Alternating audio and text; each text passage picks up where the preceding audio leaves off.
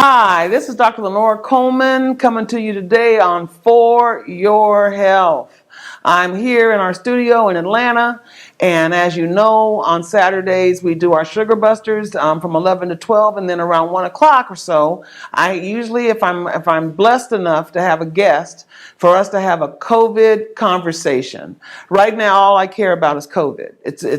I'm all about COVID-19, trying to decrease the number of African Americans and people of color in this country who are dying needlessly of COVID-19 because they refuse to get a vaccination. So I heard something interesting this morning because I'm really trying to keep my finger on the pulse. So I like to try to bring updates every Saturday of things that I learned that I didn't know. Now, number one, I learned that 55% of the African Americans in this country live in the South. I knew it was a lot, but I didn't know it was 55%, number one. Number two, as you are very aware, COVID-19 is raging throughout these southern states: Mississippi, Alabama, Georgia, Florida, even though it is considered a southern state as well, Louisiana, Tennessee. These states are not doing well. And because the African Americans that live in those states are not getting the vaccination. I also learned today that 120,000 children have lost their parent or parents since this epidemic has started. 120,000 kids are now, some of them are orphans because both their mom and dad got sick and died from COVID-19. All right, so kids are back in school. Kids, especially the younger ones, are having COVID infections and they're not sick. You don't know that they're sick. And they're bringing those COVID viruses into your home and giving it to you. I know that is for a fact because one of my colleagues and she's a film producer, just got over being sick for 2 to 3 weeks with COVID that she got from her 9-year-old, and he was fine, no symptoms. He got the COVID from, they think, his grandmother, but maybe his grandmother got it from him. Anyway, the grandmother's not vaccinated and neither is my colleague. And so we had a real frank discussion about why she didn't want to get vaccinated. She had all sorts of reasons, none of which made any sense to me, because she just got over being sick with COVID and she's still suffering from the symptoms of shortness of breath and fatigue that seem to linger after you're over the infection. So she just doesn't have the stamina that she used to have, and it's probably going to take her months to get back to where she was. So this is something that we have to focus on, folks. African Americans, when you look at who died last year and who are dying right now in hospitals, are people who have diabetes, hypertension, obesity, COPD, asthma, lupus, cancer, all the HIV, AIDS, anything and everything that decreases your immune system. So right now there's no discussion in my mind of do I get vaccinated or not. The answer to that question is yes, you should. And if you have a question or you're still doing your research, then you need to call me so I can tell you what I know from my research that'll tell you that you need to go out today, walk in someplace and get vaccinated. This is a must, because I am sick of black folks dying before their time. It doesn't make any sense. So today, I decided, okay, so since I'm a Christian, I love the Lord, I was going to bring somebody on the show who loves the Lord and is a Christian. And this is Joe Smith. Hey. Hello. Thank you. How are you? I'm good. Welcome. Woo! Okay, so what I'm going to do is I'm going to have you introduce yourself, because I needed to have this audience hear about you and what you do every day, because there's folks, that don't believe that fat meat's greasy. Okay, they don't. They don't believe that people are actually dying of COVID. They don't believe. They believe that they're just making this crap up. Absolutely. So you actually work every day in locations where you can testify to this. So tell folks who you are and what you do, please. All right. So again, I'm just happy to be here. So thank you for inviting me. I really appreciate it. But my name is Joseph Smith III. I'm from Miami, Florida. I am a little bit of everything. I am a chaplain. Well, first of all, I'm a man of God. Let's make that clear. I'm a man of God.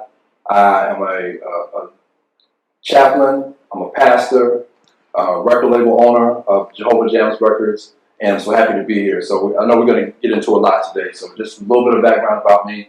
I went to undergrad at Purdue University in West Lock, Indiana. So I'm a Boilermaker. Go Boilermakers. And also, I got my master's degree at Mercer University here in Atlanta, Georgia, at the graduate level. So I praise God for that. I got my theology degree, and so I'm a licensed, pastor and everything. So, I love it.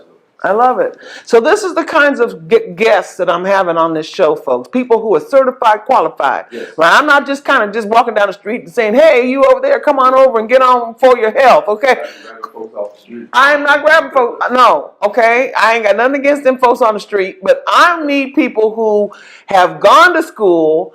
And what they do every day, they continue to improve, but they have some initials and periods behind their name. I'm really into that. Some of you don't think you need that, and that's fine, but I am a person who's got initials and periods behind my name. I took the time and the sacrifice to go to school to get to where I'm at as a pharmacist and certified educated, and this man's got master's degrees and he's got degrees in theology. So and he actually is practicing your craft because you're a chaplain, yes, right? And you said that you were a chaplain actually in environments where you're doing hospice. Yes, correct. Okay, can you tell folks what hospice is? Some people don't know what hospice is. Okay, so hospice, the make it short and sweet. A lot of times people think it's an end of life situation, but it's not necessarily end of life.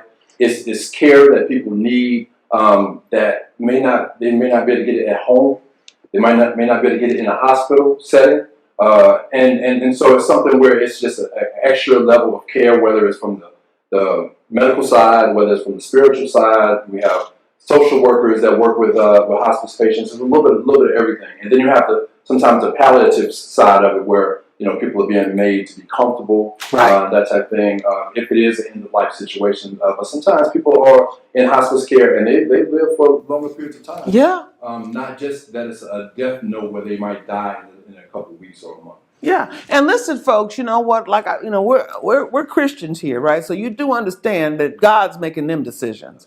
He's in control of this live or die. So I know as a pharmacist, if I've worked in hospitals, I've been doing this work for 40 years. I've seen people who were in hospice who weren't in hospice anymore because they're still here.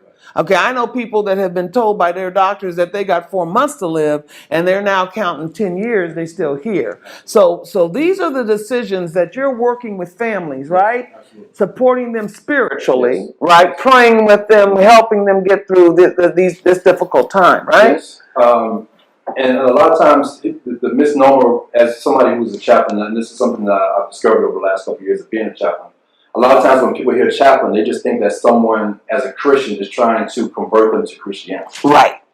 And that's not necessarily the case. The case is that in a hospital setting or in a hospice setting, a lot of times the nurse, mm-hmm, or the doctor don't have all day to sit in the room with them, or they need somebody else, right, that can be there, that can listen to them, that might be able to carry some information that they might not want to expose, right, to a doctor or a nurse. Right. And that's what the chaplain does. So the chaplain is a support system. Now, if somebody is in a situation where they need God and they want to be in the realm of the God that I serve, which is Jesus Christ through our God, then that's what I'm there for. Right. If that's what they need. Right. But at many times, people just need support, whether they're atheists, whether they have no religion at all, whether if they're Jewish or whatever the situation. At that moment in time when somebody's going through a health crisis, right, or going through possibly death, they need someone who can be supportive. Exactly. And that's who the chaplain is. So now, during this last year, we're almost 2 years here. During this last, since I guess March of last year, any of those folks have COVID? Did any of that, or not much? Mostly cancer. During the time when I was really going through everything as far as COVID, it was during my residency year. Okay. At a certain hospital, and as I was a resident there, it took us from a couple cases to the hospital being full of the cases, and how do we deal with this, because nobody knew. I mean, everybody's learning it all together, right? Right. And so the biggest thing to me is throughout this entire time that people still don't believe that it's real. Yeah, they don't believe it's real. Don't understand that people are dying. They are dying left and right. My family, and we'll talk about that a little bit later as well. I have family members who suffer losses. I've had a niece and a nephew, both in hospitals and everything. So this is real. True. And so in the hospital, when I was there full time, we had cases of people. Okay, so a few people are starting to die, and then after a while, many people are starting to die, and then later on, you have full ICU units that are full with just COVID patients. Right. Okay, so for instance, I have one floor, where on this floor it is 20 rooms. Right. Out of the 20 rooms, 18 of them have COVID. Wow. And then out of the 18, you have 16 or 17 that are black. Wow.